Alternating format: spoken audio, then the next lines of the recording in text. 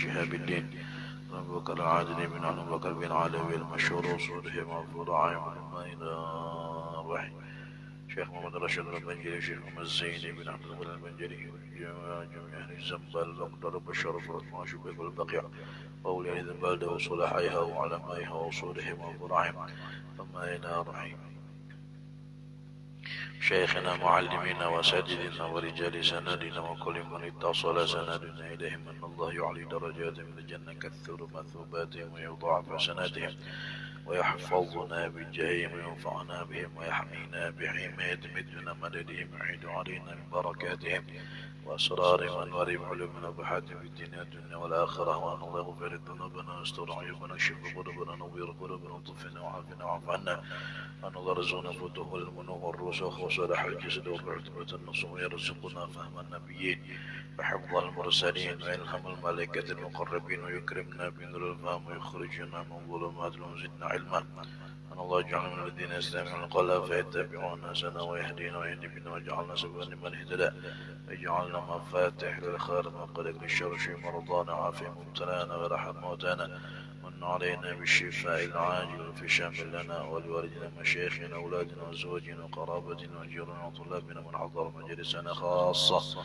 وجميع المؤمنين والمؤمنات والمسلمين والمسلمات عامة وأن الله قبلنا على ما فينا يأخذ منا وصينا إليه يرزقنا كما الاتباع والاهتداء بالنبي محمد صلى الله عليه وسلم في الشريعة والحقيقة والطريقة يهب لنا هم العباد الصالحين دائمين عامين في من وقت أن الله يدفعنا ولا فتن ما ظهر منها وما بطان ومسلما في صلاحها صلاح الإسلام والمسلمين ويهلك من بهلاكها صلاح الإسلام والمسلمين على هذه النية وكل ما نبي صلى الله عليه وسلم بمثل هذه الجلسة كما نواه ونويناه وقصده قصدنا وطلبنا وإلى حضرة النبي محمد صلى الله عليه وعلى آله وصحبه وسلم. الفاتحة.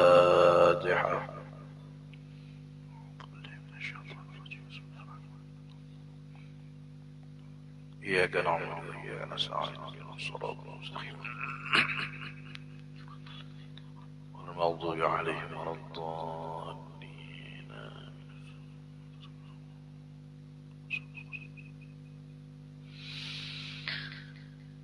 السلام عليكم ورحمة الله وبركاته.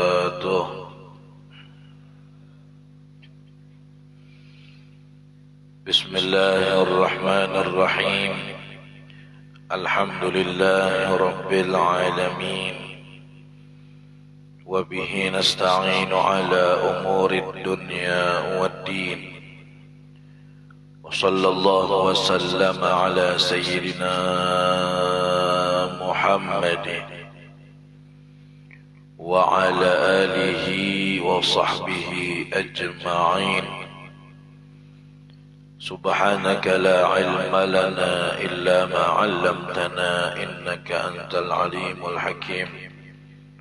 رب اشرح لي صدري ويسر لي أمري واحلل عقدة من لساني يفقه قولي بجاه النبي وآله وصحبه. أما بعد.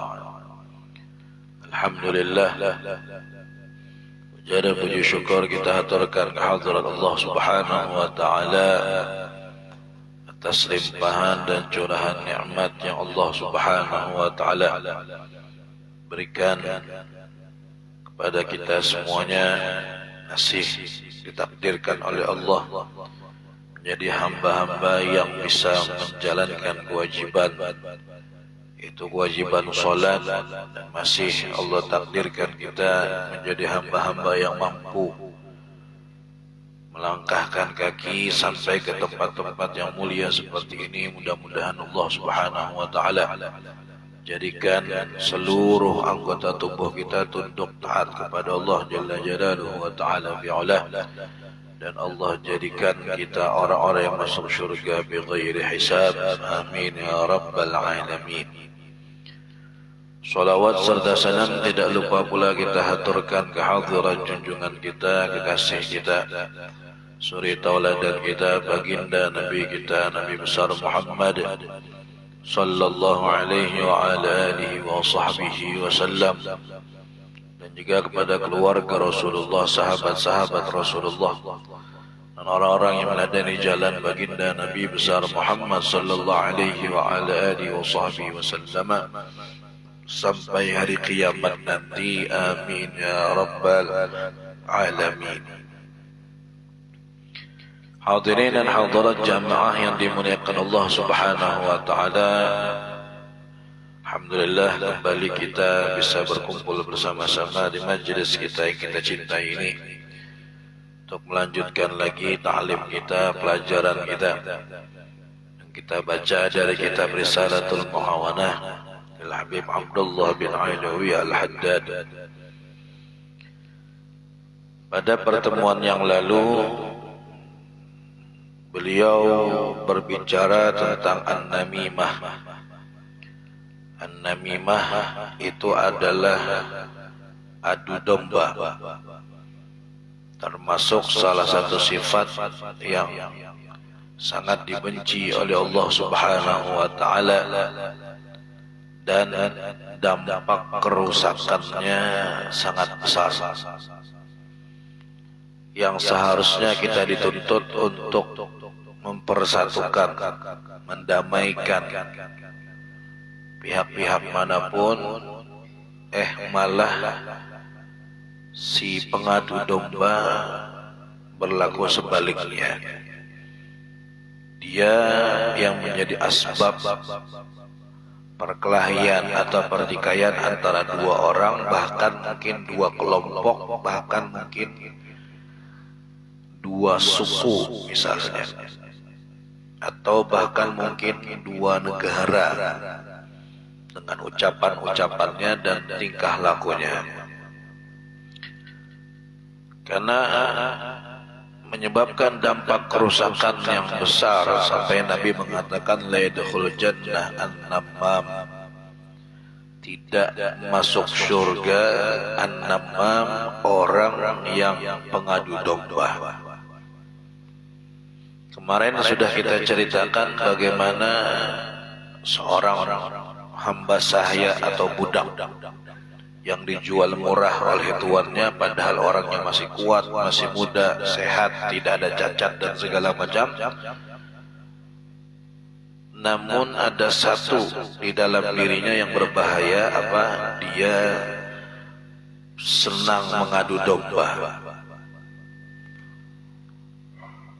Akhirnya benar, dia adu domba itu tuannya, dia adu domba itu pemiliknya, sehingga saling bertikai yang asalnya hanya dua suami istri membesar sampai ke pihak keluarganya. Na'udzubillahi min dzalik. Jadi sangat berbahaya sekali sifat adu domba ini. Allah Subhanahu wa taala mengatakan apa? Wala tuti' kulla halafin mahin hammazim masya'ib binamim. Jangan kalian mau nurut kepada orang yang halafin mahin, senang mengadu domba, senang bersumpah. Jangan mau nurut orang yang senang bersumpah. Kemudian orang yang senang membicarakan kekurangan orang lain, hammaz, dan juga masya'ib binamim, yang sering berjalan ke sana kemari dengan membawa namimah, membawa adu domba tadi itu. Ini ayat yang ditujukan adalah seseorang yang bernama Al-Walid bin Mughirah.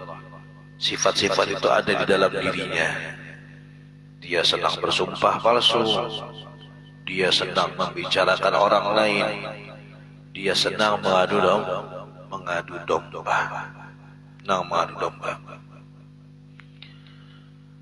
Jadi bagaimana caranya bila ada orang datang kepada kita? Ingat-ingat, bila ada orang datang kepada kita membawa kisah bahwa si fulan itu membenci kita, atau si fulan itu menghina kita, maka jangan dipercaya.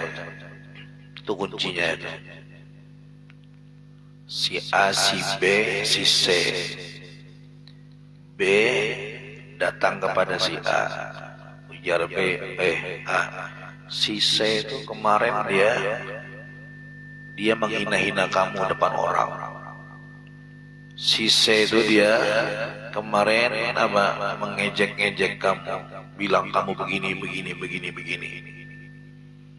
Maka bagaimana sikap si A yang diajarkan oleh para ulama kita untuk menghindari adu domba? Jangan dipercaya. Saya tidak percaya. Titik. Itu kuncinya.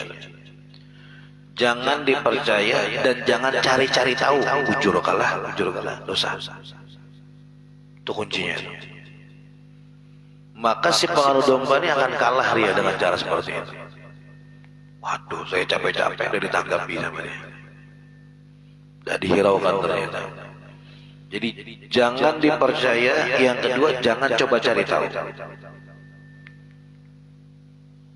Iya aja Bang, di hadapan orangnya saya tidak percaya. Tapi cari-cari tahu, bujurkah, nanya-nanya, ya kena juga itu.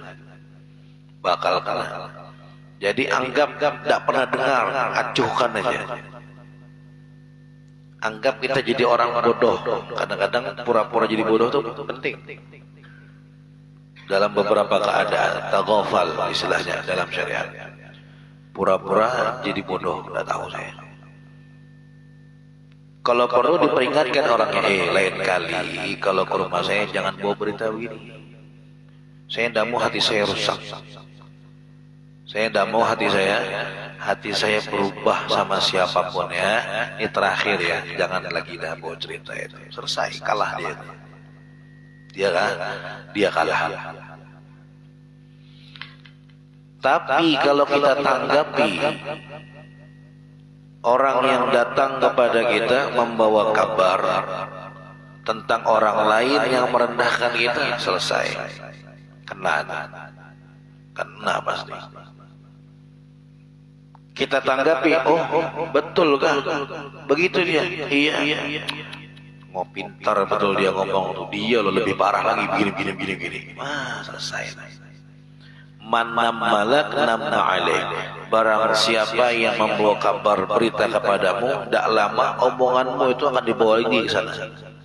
Kalau kamu tanggapi, dia datang, kamu dibilang begini sama si fulan, terus kita tanggapi dan kita ngomong balik, omongan kita nih dibawa lagi ke sana. Pasti itu. Senang dia, hobinya, merasa lezat dia dengan seperti itu. Jadi jangan pernah ditanggapi dan dipercaya orang yang seperti itu. Kalau kamu tanggapi, omonganmu akan dibawa lagi kemana-mana.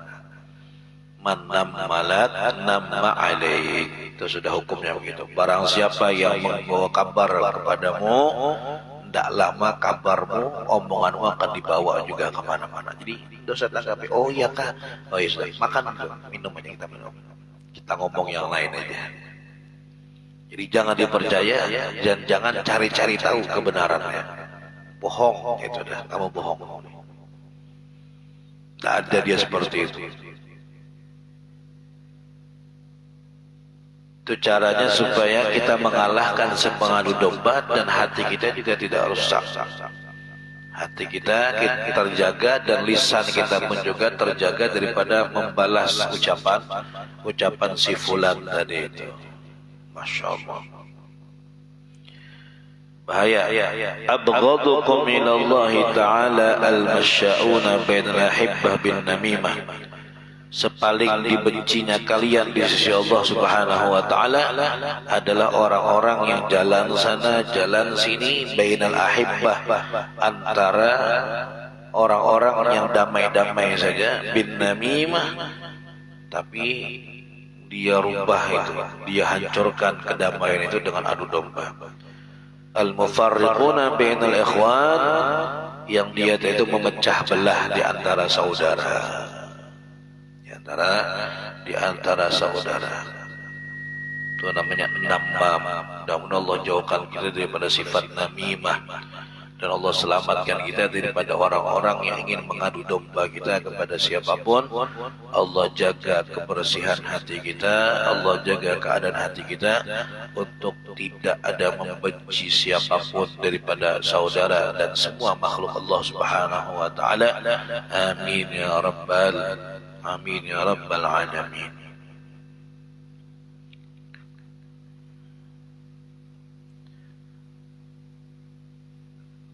Kalau mau kita teliti, apa pemicunya adu domba ini? Pemicunya apa? Pemicunya adalah hasud, iri. Itu pemicunya ini. Ngiri dia lihat orang itu baik-baik saja. Ngiri dia ngeliat si fulan dengan si fulan ini bagus, tidak ada pernah bermasalah apa dengan orang. Sehingga dia pengen nikmat itu hilang. Akhirnya salah satu jalannya adalah diadu domba biar ini kelahi, bertikai, tidak berdamai mereka, maka akan tidak tenang lagi di hidupnya orang itu. Jadi pemicu utamanya adu domba itu adalah ngiri. Ngiri lihat si fulan nyamannya hidupnya itu. Disenangi banyak orang tidak pernah mengeluh tentang dia. Ngiri, pengen supaya nikmat orang itu hilang. Akhirnya diadu domba, fulan dengan fulan, fulanah dengan fulanah. Nah, jangan sampai itu terjadi. Bahaya adu domba ini. Kemudian wa ammal ghibatu, adapun ghibah, ghibah sekarang.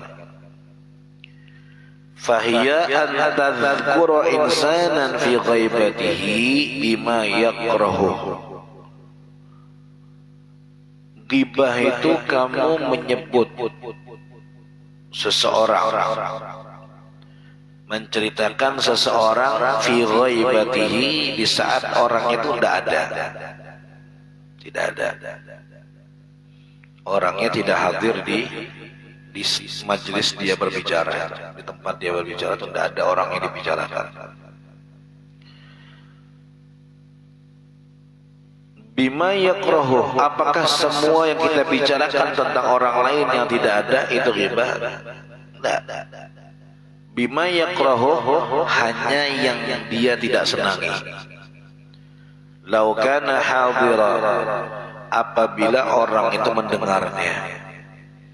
Jadi kita membicarakan orang lain di saat dia tidak ada dengan pembicaraan yang dia tidak senang. Tapi kalau pembicaraan yang dia senang, tidak apa-apa, tidak termasuk ghibah berarti. Artinya kalau seandainya dia hadir dan dia mendengar ucapan itu, dia senang aja, atau dia baik-baik saja, tidak merasa benci dengan topik pembahasannya dari itu, maka tidak dimasuk ghibah. Tidak termasuk ghibah yang seperti itu. Hanya terbatas yang dia tidak senangi saja. Dia tidak senang. Lau kana hadira, seandainya dia mendengar, taqsidu bidzalika tanqisahu, yang mana kamu bermaksud dengan ucapanmu tadi untuk merendahkan si fulan tadi, itu ghibah. Itu ghibah. Menggosip, mengumpat, membicarakan orang lain dengan sesuatu yang tidak dia senangi. Ghibah.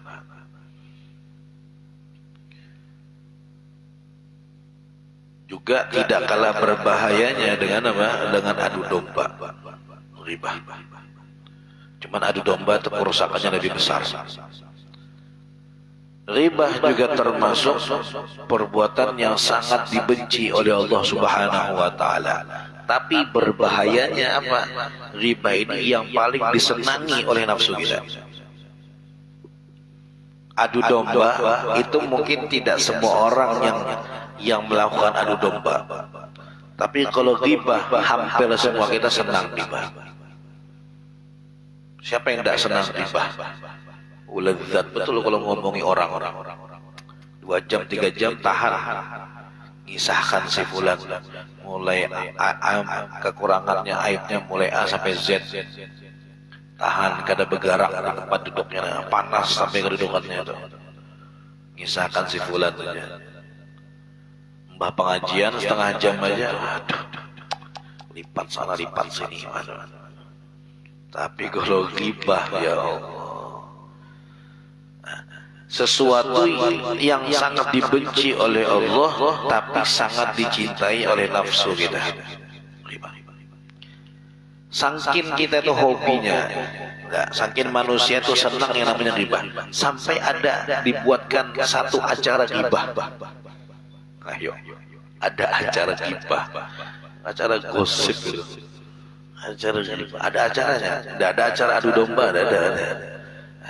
Saking disenanginya, saking dicintainya perbuatan itu, sampai dibuatkan program, ada di mana-mana. Padahal ini sesuatu yang sangat berbahaya sekali, sangat berbahaya.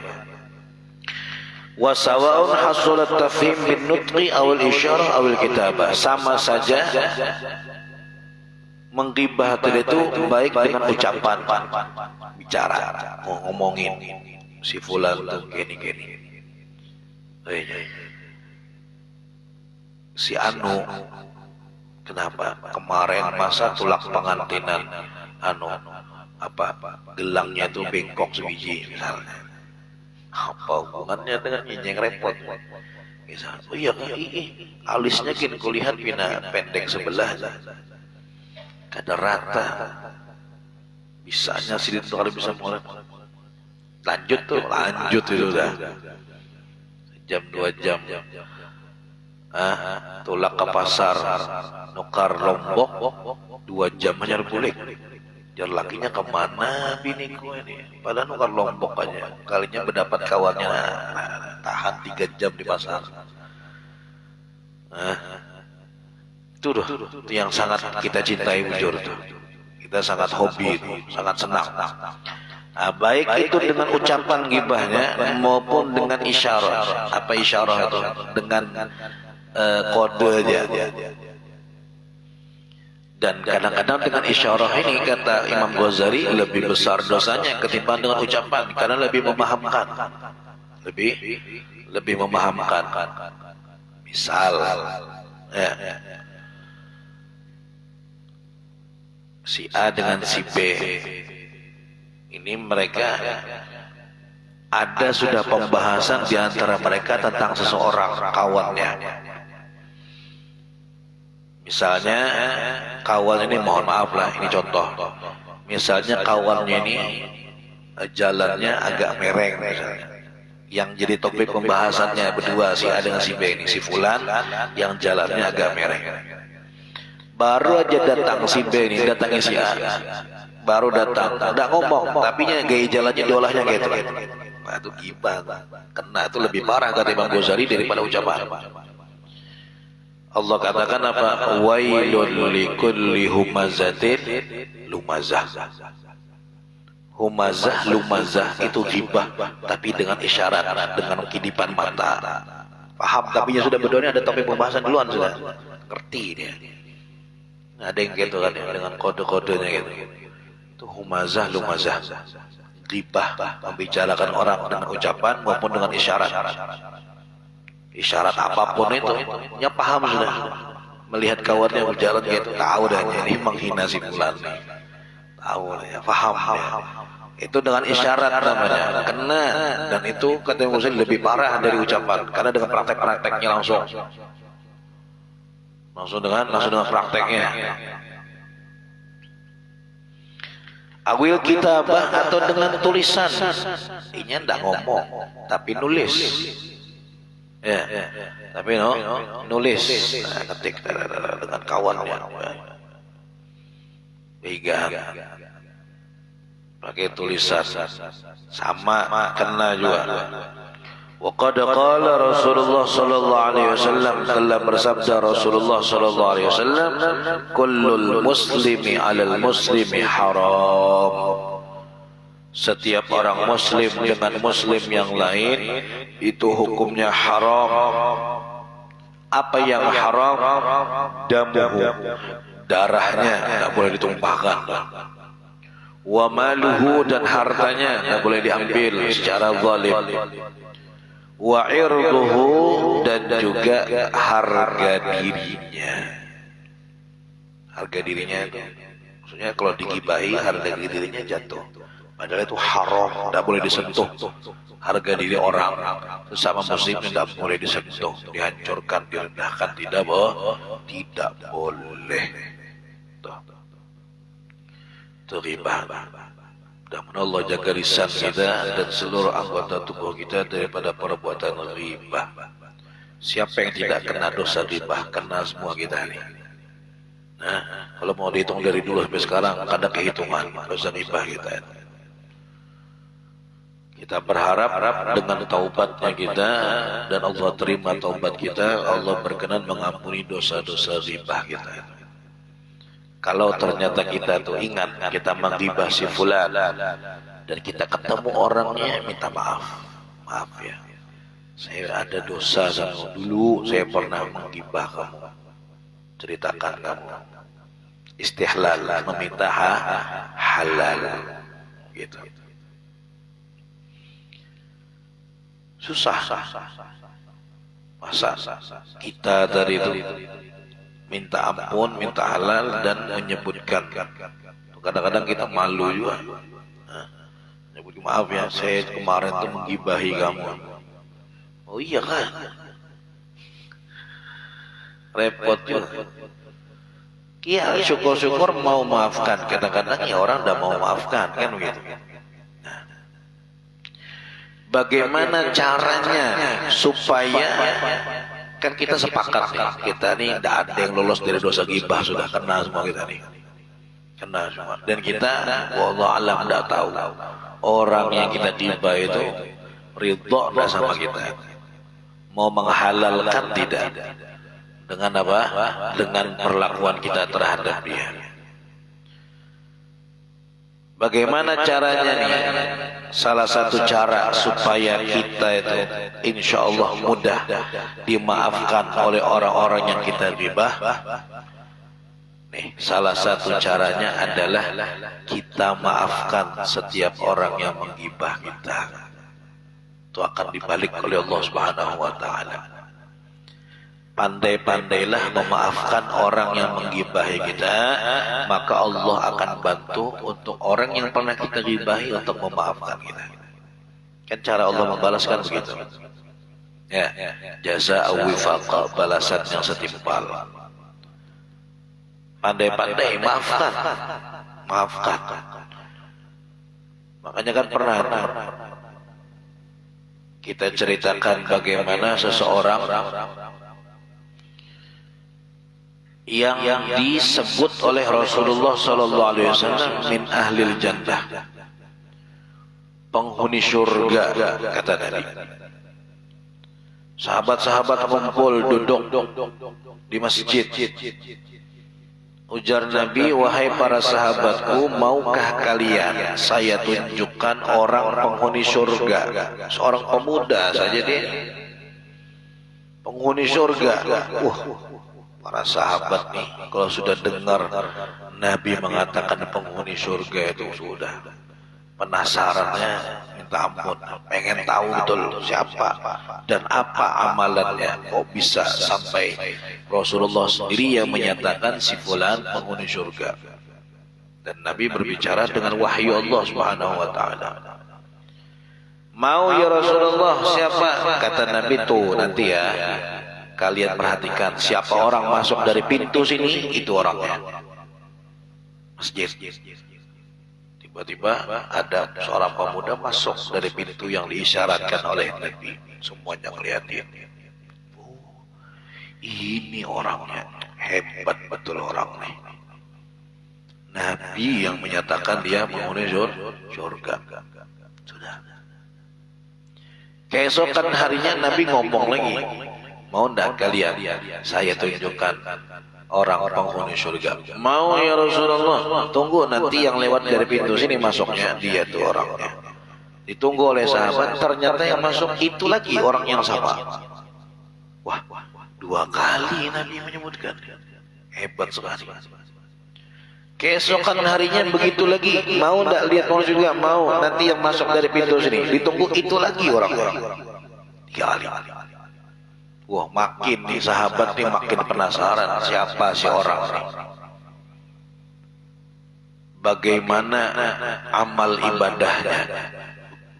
Sebagian yang tahu, yang kenal, mereka bisa menilai ini ibadahnya biasa aja kayak kita juga sama. Sholatnya, ya zikirnya, ya etikafnya. Bukan orang yang sepanjang waktu 24 jam etikaf di masjid baca Quran. Dan juga sama yang kayak kita juga, yang boleh berdagang, cari nafkah, baru ke masjid lagi kalau jam sholat. Artinya secara zahir tidak ada yang spesial dari orang. Cuman tetap penasaran nih para sahabat. Barangkali inya amalan itu di rumah, Pak. Di masjid ini kita akan melihat mungkin di rumah apa yang dia baca, apa yang dia zikirkan, apa yang dia amalkan, dia rutinkan, mungkin di rumah. Jadi salah satu cara, satu-satunya cara untuk mengetahuinya adalah kita harus melihat kegiatannya di rumah. Cuman yang aneh kalau kita bertemu di rumahnya, rumah orang, masa kita beristilah berdiam di situ untuk melihat kegiatannya. Aneh. Kecuali kita punya alasan untuk itu. Nah, akhirnya ada salah seorang yang inisiatif. Saya harus tahu, nggak boleh tidak tahu saya. Saya pengen tahu dan pengen mengikuti amaliyahnya. Akhirnya dia ngarang cerita, datang ke rumah orang tadi ngomong, "Fulan, mohon maaf, saya ini habis bertengkar sama orang rumah. Saya melarikan diri untuk menenangkan hati, saya lari kabur dari rumah. Bolehkah saya ikut tidur di sini, nginap di rumah ini, numpang?" "Oh, marhaba, silakan, tidak apa-apa. Mau nginap di sini boleh, silakan." Masya Allah. Nah, akhirnya mulai dia tinggal diperhatikan. Hari pertama sholatnya biasa-biasanya, baca Qur'annya, qiyamul lailnya juga ada yang semalam suntuk sampai bengkak kaki dan segala macam. Juga hari pertama, hari kedua sudah tidak ada yang spesial sama sekali amalnya. Mungkin secara zahir ada sahabat yang jauh lebih banyak amaliyahnya ketimbang si fulan. Tapi kok bisa dia disebut oleh Nabi 3 kali min ahlil jannah. Sampai pada hari ketiga, orang bermalam itu 3 hari aja. Lebih dari 3 hari, si tuan rumah kada wajib lagi untuk menjamu. Jadi kalau bermalam di rumah orang tuh ingat juga. Jangan sampai seminggu, sebulan lawan. Terus itu minta layani ulang. Kewajiban tuh melayani 3 hari. Selebihnya itu adalah sedekahnya si tuan rumah. Merasa nyaman dilayani 2 hari, 3 hari. Aku 1 bulan lagi di rumah Hikam Nilah ya. Ditimbainya sandal kan. Sampai pada 3 hari saya ngomong, saya mau terus terang, ada apa? Saya ini bohong sama kamu. Ceritakan begini. Tujuannya pun diceritakan. Jadi saya itu kesini cuma pengen tahu apa sih amaliyah yang kamu lakukan di rumah. Sampai Rasulullah itu mengatakan seperti itu. Yang punya diri bingung juga. Apa ya? Tidak ada. Apa yang kamu lihat, ya itulah amaliyah saya. Sholat saya, baca Quran saya. Tidak ada yang saya sembunyikan. Kalau pang saya bersembunyi dari membaca Quran yang semalaman suntuk, tidak ada. Itu sudah apa adanya yang kamu lihat. Nah, terus apa yang spesial dari kamu ini sampai Nabi mengatakan begitu? Akhirnya sama-sama mikir berdua. Si sahabat yang penasaran mikir, yang ampun diri mikir juga. Apa yuk? Pikir. Oh, ketemu. Ada satu amalan saya yang kamu tidak bisa melihatnya. Dan sepertinya ini yang jadi penyebabnya. Sehingga Nabi mengatakan seperti itu. Apa. Kasih tahu saya. Kata dia, saya ini amalan saya setiap mau tidur malam, sebelum saya memejamkan mata saya, maka saya akan berkata, ya Allah, siapa aja orang yang hari ini menggibah saya, memfitnah saya, mencaci maki saya maafkan. Amaliannya. Jadi tidak pernah tidur dalam keadaan membawa dosa orang lain di dalam dirinya, karena sebab dia tidak pernah. Siapa aja ya Allah yang menggibah Hulud pada hari ini tadi, mulai subuh sampai ini saya mau tidur, saya halalkan harga diri saya untuk dia. Najar sahabat tadi, ini dah kada lain lagi sudah. Inilah kuncinya kenapa Rasulullah SAW mengatakan kamu ini min ahlil jannah. Kamu ini penghuni surganya Allah Subhanahu wa taala. Jadi tidak pernah sebelum tidur sudah dihalalkan semuanya. Saya halalkan siapa aja, terserah aja dah. Kau halalkan. Jadi tidur tuh dalam keadaan bersih. Tidak ada bawa dendam kepada si fulan, sakit hati kepada si fulan, sangkal kepada si fulan, dan orang lain juga tidak bertanggungan dosa karena sebab dia. Saya halalkan kamu, kesian.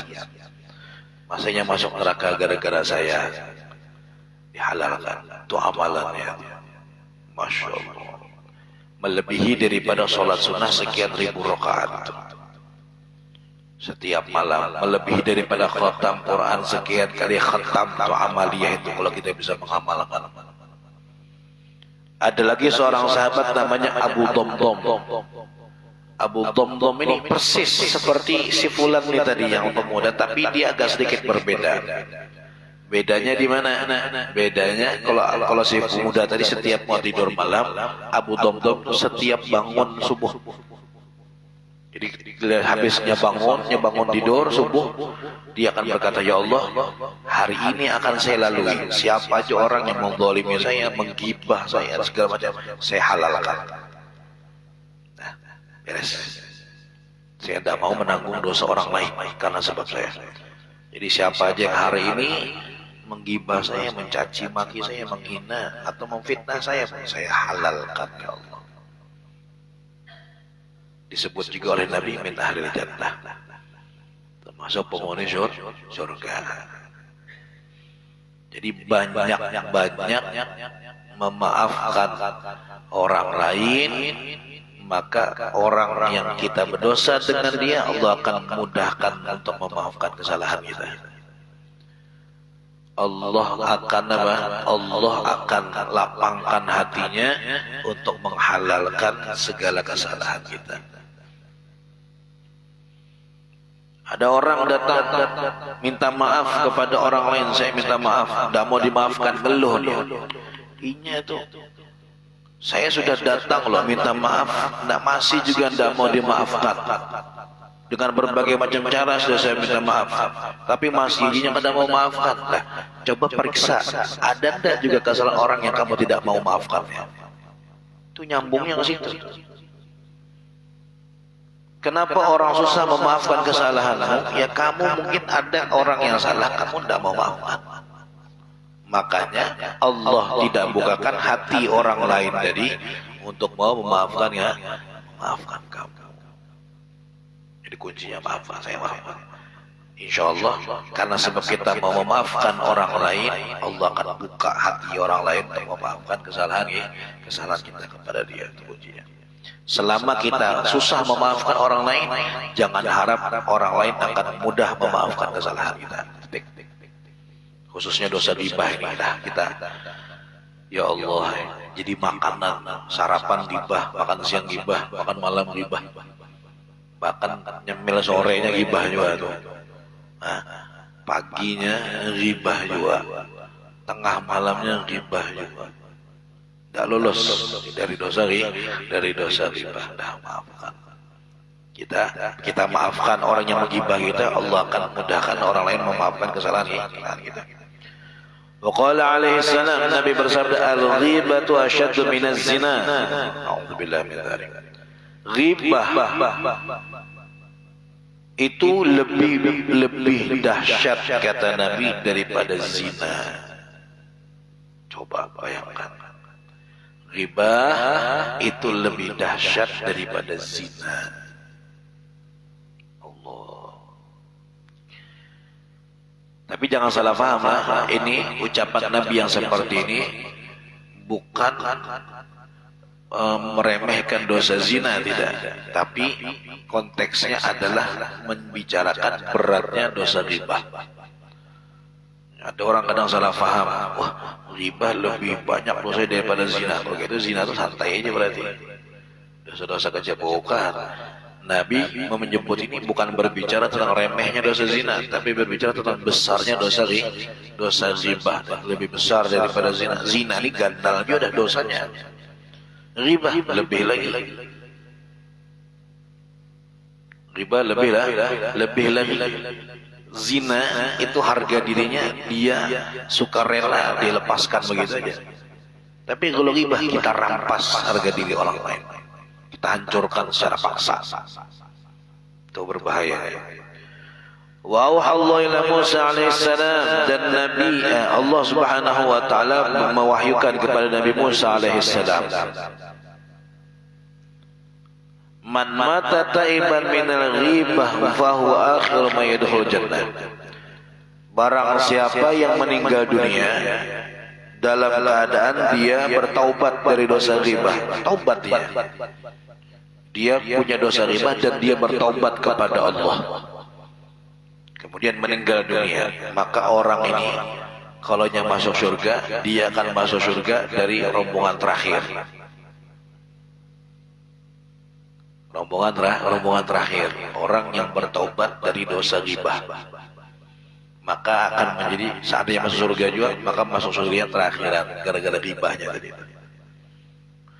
Wa man mata musirran 'alaiha, barang siapa yang meninggal dalam keadaan belum sempat bertaubat dari dosa ghibah, fa huwa awwalu man yadkhulun nar, dia akan menjadi orang yang paling pertama masuk neraka.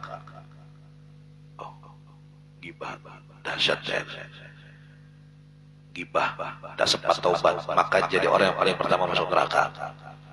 Maksudnya paling pertama dari golongan orang-orang yang beriman, ya. Karena kalau yang paling pertama sekali masuk itu orang-orang kafir duluan.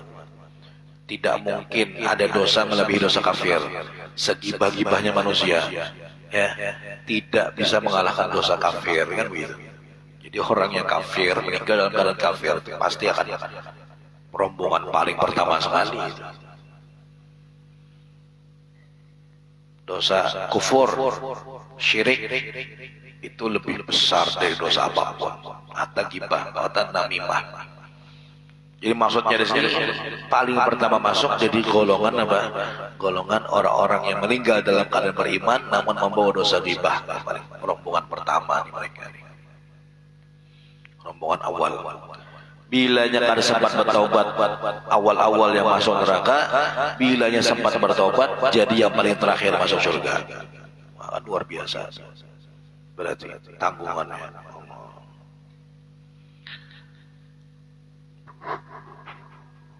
Belum lagi kerugiannya, dosa-dosa pahala kita diberikan kepada orang yang kita gibahi.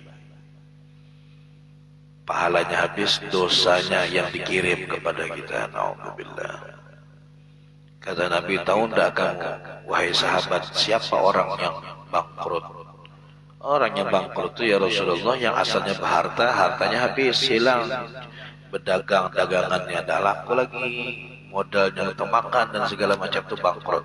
Kata Nabi, bukan itu. Orang yang bangkrut itu al-muflis, orang yang bangkrut itu ujar Nabi, orang yang datang nanti di akhirat dengan segunung pahala. Kemudian datang si fulan, ya Rasul, ya Allah, dia pernah menggibah saya, ambil. Ya Rasulullah, ya Allah, dia pernah membicarakan saya, ambil sampai habis. itu orang yang bangkrut. Habis sudah pahalanya, masih ada lagi yang datang saking hobinya tadi itu. Banyak yang menuntut. Cuman pahalanya habis sudah, maka dosanya si fulan dikembalikan, diberikan kepada si yang dituntut tadi. Makanya kata ulama, kalau seandainya kita nih hobi gibah, hobi menggibah, dan tidak bisa berhenti daripada menggibah itu, maka yang paling layak kita gibahi adalah orang tua kita. Kenapa? Mending jadi pahala kita, kuitan kita yang ambil daripada orang lain. Daripada orang lain kamu gibah, pahala diambil sama orang. Mending kamu ngasih manfaat sama orang tuamu, kamu gibahi aja orang tuamu. Jadi pahala diambil sama mereka, dosa mereka diberikan kepadamu. Ini kalau memang wajib untungnya itu menggibah orang tiap hari, kada bisa ada. Tapi harus ditahan, dijaga. Wallahu a'lam bishawab. Mudah-mudahan Allah Subhanahu wa taala jaga lisan kita. Allah tolong kita untuk menjaga lisan kita dan menjaga hati kita daripada menghinakan dan menganggap remeh orang lain dan membicarakan menggibah orang lain. Mudah-mudahan dosa-dosa yang telah kita lakukan di masa-masa yang lalu Allah berkenan mengampunkannya, dan Allah mudahkan hati-hati orang yang kita berdosa kepadanya untuk memaafkan segala kesalahan kita, dan Allah jadikan kita orang yang pemaaf, yang memaafkan juga kesalahan orang lain. Amin ya rabbal alamin. Ada pengumuman undangan Maulid Nabi Muhammad sallallahu alaihi wasallam, acara Maulid. Padahal bulannya sudah lewat, tapi masih semarak Maulid, masih ada. Terbuka untuk umum, laki perempuan, Sabtu malam Ahad, malam ini nih, 19 Oktober 2000. Wah, salah tahunnya nih. 2023 nih, tahun kemarin nih berarti lah. Berarti kada luarsa nih undangannya nih. 2024 mungkin saking semangatnya mulai undangan nih. 2024 alamat Jalan Bung Tomo, Sungai Keledang, workshop rental Jaya di depan Alfamidi sama ada seberang lah. Wadahnya Pak Haji Saimin lah, yang banyak bis-bisnya tuh ya. Kalau ada salah ada door prize-nya bis biji itu kayaknya. Kalau ada salah cuma salah pembinanya. Akan diisi oleh tim hadroh Majelis Rasulullah dan wah banyak nih penceramah semua nih. Ada Guru Wahyu Utami yang biasa ngisi di sini. Fotonya lah, karena tahu yang ceramah siapa ini, fotonya nih, usahabatkan ada di fotonya nih. Ada Guru Wahyu Utami, ada Guru Syekh Ajma'in bin Ahmad, Guru Ajma'in. Kemudian juga ada Ustadz Sultan Fadlan Ma'ruf, Ustadz Fadlan. Kemudian ada yang paling ganal nih fotonya, mungkin ini penceramahnya nih, atau ceramah semua kada tahu lah. Habib Abdurrahman bin Syahab. Habib Abdurrahman bin Syahab. Jadi ada Guru Wahyu Utami, ada Guru Ajma'in, ada Guru Fadlan, ada Habib Abdurrahman bin Syahab. Ini yang menceramah empat-empatnya, pian makan dulu di rumah dulu. Nah, takutnya tengah malam hanya selesai kalau empat-empatnya ceramah. Kemudian qori'nya Insinyur Haji Ahmad Khairul Lubis, qori internasional nih beliau nih, Ustaz Khairul Lubis itu yang qori'nya. Yang qori'nya di malam inilah diundang semuanya. Siapa yang mau hadir ajak. Perayaan Maulid Nabi yang ulun sambatkan dari itu yang ada di foto nih, penceramahnya yang jelas pasti Habib Abdurrahman Syah pasti penceramah. Anda tahu yang lain apakah sekedar hadir memberi barokah atau apa? Ya, tulak aja. Bila anak tahu datangi aja malam nih. Jadi tahu siapa-siapa aja penceramahnya kan ya. Lagi. Alamatnya sudah. Ini Jalan Bung Tomo, Sungai Keledang. Workshop rental Jaya yang banyak bis-bisnya tadi lah jalan lah. Samping kada jauh dari Masjid As-Sabiri. hadir. Mudah-mudahan dimudahkan oleh Allah Subhanahu wa taala bisa berhadir ke tempat-tempat yang baik, tempat-tempat yang bagus, majelis-majelis yang diridhai Allah Subhanahu wa taala, sehingga tempat-tempat bumi yang kita duduki, di mana kita duduk di tempat kebaikan, itu bersaksi yang baik kesan kita semuanya. Amin ya rabbal alamin. Ala hadiniyah wa kulli ma nabi sallallahu alaihi wasallam ila hadratin Nabi Muhammad sallallahu alaihi wasallam. Al-Fatihah.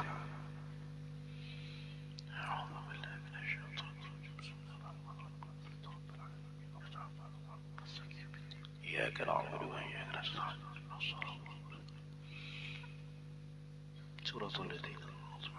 آمين. بسم الله الرحمن الرحيم. الحمد لله رب العالمين والصلاة والسلام على أشرف الأنبياء والمرسلين سيدنا ومولانا محمد وعلى آله وصحبه أجمعين. اللهم افتح علينا فتوح العارفين، فقهنا في الدين وعلمنا التأويل واهدنا إلى سواء السبيل، واجعلنا من العلماء العاملين والصراطك المستقيم. اللهم أكرمنا بنور الفهم وأخرجنا من ظلمات الوهم، زدنا علما.